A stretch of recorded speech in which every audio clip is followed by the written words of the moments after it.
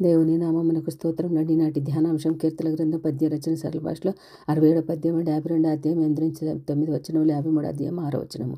నేనైతే దేవుని మందిరములో పచ్చని ఒలీవా చెట్టు వలె నున్నాను.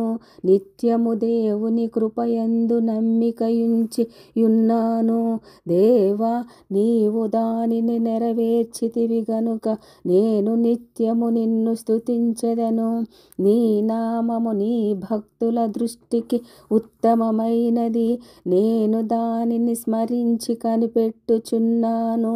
అప్పుడు సియోనులో నుండి ఇశ్రాయేలీనకు రక్షణ కలుగునుగాక. యెహోవా చెరలోనున్న తన ప్రజలను రప్పించునప్పుడు యాకోబు హర్షించును, ఇశ్రాయేలు సంతోషించును.